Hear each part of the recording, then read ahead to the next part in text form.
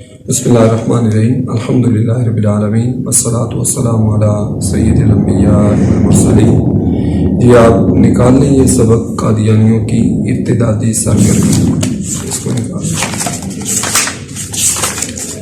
یہ عرفان محمود برق جو سابق قادیانی اور نو مسلم ہیں، ان سے کسی نے پوچھا کہ جب قادیانی کا اتنا گندا کردار، اتنے تضادات، اتنے اس کے جھوٹ، اتنی واہیات باتیں جو قابل بیان نہیں، اس طرح کی باتیں اللہ اور اس کے رسول کے بارے میں، قرآن مجید کے بارے میں، پھر بھی لوگ اس کی باتوں کی وجہ سے قادیانی کیوں ہوتے ہیں؟ آج کیوں قادیانی ہو رہے ہیں لوگ ہزاروں کی تعداد میں؟ انہوں نے اس کا جواب لکھتے ہوئے کہتے ہیں اصل وجہ یہ ہے، قادیانی شکاری جب شکار کے لیے نکلتا ہے تو اس کے پاس ایک جیب میں البم ہوتا ہے اپنی بہنوں اور بیٹیوں کی تصویروں کا، وہ نوجوانوں کو اس کے ذریعے شکار کرتا ہے۔ ایک طرف اس کے پاس ہوتی ہے رجسٹری زمین کی، وہ زمین کا خمار ڈالتا ہے اور اس کے ذریعے شکار کرتا ہے۔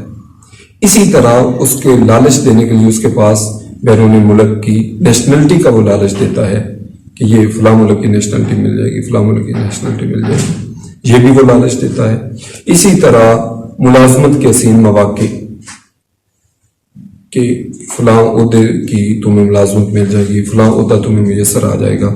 اسی طرح غلیظ لٹریچر بھی اس کے پاس موجود ہوتا ہے، غریبوں کی امداد کا جھانسا دیتا ہے، سماجی بہبود اس کا نعرہ لگاتا ہے، اور لوگ جو ہیں وہ اس کا شکار ہو جاتے ہیں۔ بیس بدل کے اپنے آپ کو غیر مسلم نہیں، اپنے آپ کو مکمل مسلمان ظاہر کر کے، مسلمانوں والی وضاحت بنا کے، اللہ رے دیکھی اسیر یہ بلبل کا اہتمام، سیاد عطر مل کے چلا ہے گلاب کا، یعنی وہ عطر گلاب کا لگا کے وہ بلبل کو اسیر کرنا چاہتا ہے، قید کرنا چاہتا ہے۔ یوں بہروپ بدل کر اور ان ہتھیاریوں کے ذریعے یہ مسلمانوں کو شکار کرتے ہیں۔ لجنۃ العما، یہ ایک لجنہ اما اللہ، یہ ایک ان کی تنظیم ہے۔ لجنہ کمیٹی کو کہتے ہیں، اما اللہ اللہ کی بندیاں، یہ خواتین کی ایک تنظیم ہے۔ اس میں قادیانی عورتوں کو باقاعدہ تربیت دی جاتی ہے۔ 25 دسمبر 1922 میں یہ تنظیم قائم کی گئی۔ اس کے بارے میں ہے کیا؟ عمدی مستورات میں مالی اور جانی قربانیوں کی روح پیدا کرنا، کہ مالی بھی قربانی دیں، جانی بھی قربانی دیں، قادیانیت کو علم سیکھنے، سکھانے اور دعوت اللہ، معاذ اللہ جو ان کا دین ہے اس کو یہ دعوت اللہ کہتے ہیں۔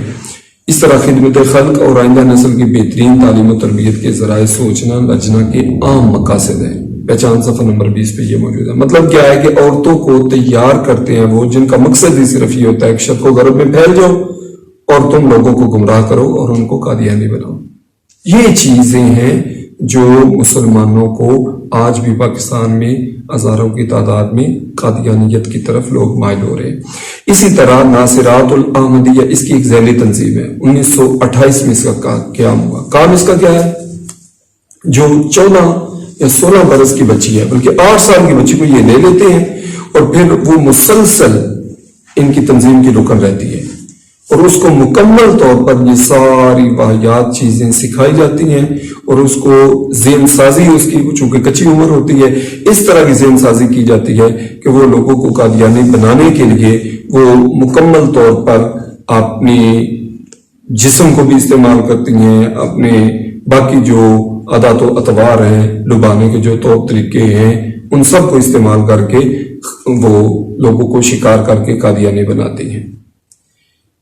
اکیلی، یہ اسے آپ سمجھ لیں، 12 ستمبر 1992 میں یہ مرزا طاہر نے بیان کیا، سالانہ جلسہ تھا اس کا لجنہ اما اللہ کا، تو اس میں کہتا کیا ہے؟ کہتا ہے ایک اکیلی عمدی خاتون نے خدا کے فضل سے 32 بیعتیں کروا لی ہیں، اور وہ خاتون بھی معمولی پڑھی لکھی ہے، یعنی پڑھی لکھی نہیں ہے لیکن ہے عورت، تو استعمال اس طرح کرتی ہے اپنے آپ کو کہ وہ 32 بیعتیں کروا لی ہیں، مطلب 32 غیر مسلم بنا لی ہیں اس نے، 32 مسلمانوں کے ایمان پہ اس نے ڈاکہ ڈال لیا ہے۔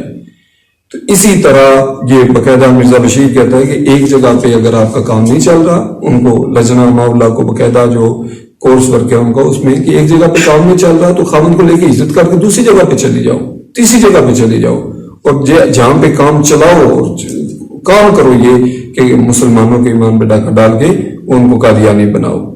یہ ان کا انداز ہے.